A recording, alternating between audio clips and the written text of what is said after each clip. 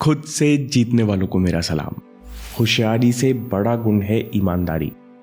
Colonel Rajiv कहते हैं कि अगर मुझे अपने यूनिट में ऑनेस्ट और इंटेलिजेंट कैंडिडेट में से किसी एक को चुनना हो तो मैं हमेशा ऑनेस्ट इंसान को ही चुनूंगा।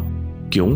कर्नल राजीव साहब कहते हैं कि आप मेहनत करके ईमानदार आदमी को इंटेलिजेंट बना सकते हो, लेकिन इंटेलिजेंट इंसान को आप ईमानदार बना पाओगे इसकी कोई गारंटी नहीं है। ऑनेस्टी एक कैरेक्टर ट्रेट है जो इंसान अपने अंदर से पैदा करता है। मुश्किल आने पर अपनी ड्यूटी, अपने कर्तव्य से पीछे ना हटना, अपनी यूनिट और अपनी टीम का साथ ना छोड़ना, यही ऑनेस्टी का असली मतलब है। कर्नल राजीव भरवन कहते हैं इंडियन आर्मी का ऑनेस्टी लेवल बहुत हाई है। आप परमवीर चक्र अवॉर्डीज की लिस्ट देख लीजिए। 18 से 21 साल के कितने ही नौजवान हंसते हंसते अपनी जान दे देते हैं। इन्होंने किसी पेपर पर साइन नहीं किया होता कि मैं देश के लिए जान दूंगा, लेकिन अपने कर्तव्य के लिए, अपने मिशन के लिए ये इतने ईमानदार होते हैं कि वो कठिन से कठिन परिस्थिति में एक पल के लिए भी नहीं हिचकिचाते। इंडियन आर्मी का जवान 10th और 12th पास होता है, लेकिन आर्मी की ट्रेनिंग एक साधारण जवान को इतना अलर्ट, इतना काबिल, इतना समझदार बना देती है कि वो कठिन से कठिन परिस्थिति में tank, heavy artillery, machinery, signal equipment और नेविगेशन ऑपरेट कर सकता है। ट्रेनिंग के बाद जवान में इतना आत्मविश्वास और सेल्फ रेस्पेक्ट आ जाता है कि वो यूएन पीस कीपिंग फोर्सेस में देश को रिप्रेजेंट कर सकता है। और वो ये सब इसलिए सीख पाता है क्योंकि वो ईमानदार है। वो कभी अपने एफर्ट्स में कमी नहीं छोड़ता, कभी अपने कर्तव्य से पीछे नहीं हटता। इसलिए दोस्तों, खुद के अंदर झांको और देखो कि अपने अभ्यास, अपने काम, अपने कर्तव्य के प्रति आप कितने ईमानदार हो। क्या आप मुश्किल आने पर हथियार डालते हो? इस विश्लेषण के बाद अपने काम के लिए, अपने उद्देश्य के लिए ईमानदारी पैदा करो। हम नौजवानों के लिए दूसरी कहानी है power of purpose. Colonel Rajeev Bharwan कहते हैं कि मैं उन दिनों मेजर था। मुझे गुरखा यूनिट का नया नया कमांड मिला।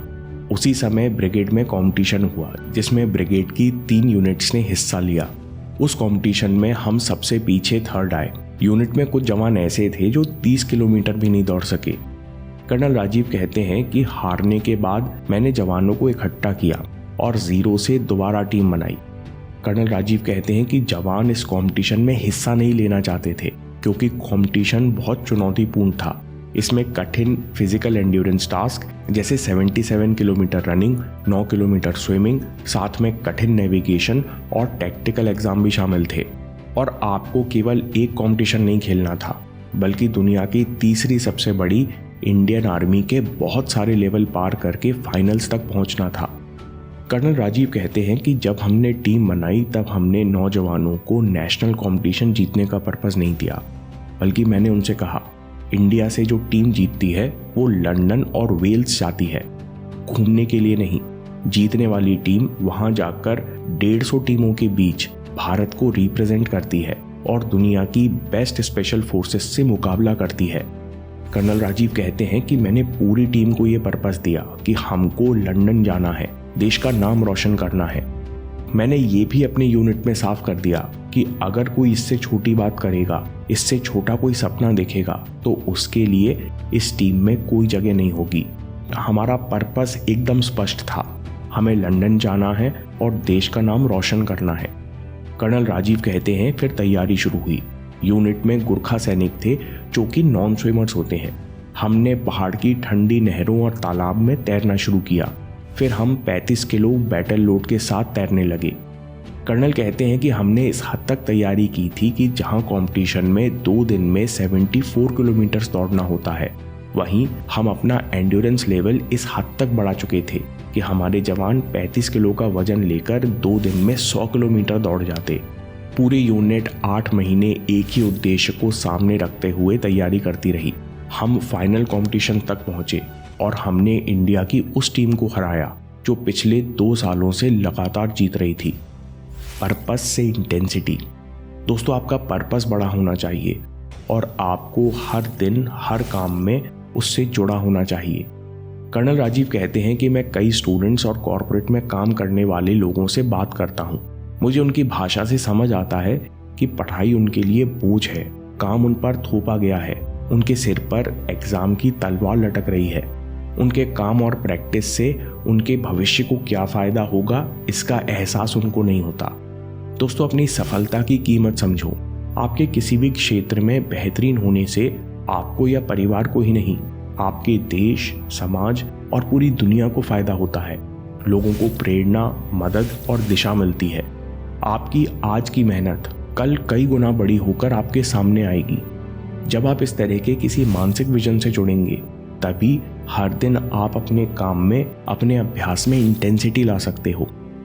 तीसरी कहानी है, जिम्मेदारी कभी दी नहीं जाती, जिम्मेदारी हमेशा ली जाती है।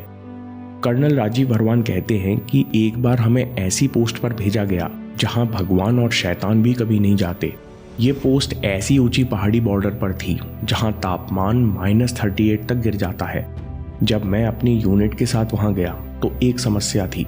पोस्ट तक पहुंचने के लिए सिर्फ एक पुल था। यही एक पुल उस वीराने को बाकी दुनिया या किसी तरह की रोड से जोड़ता था।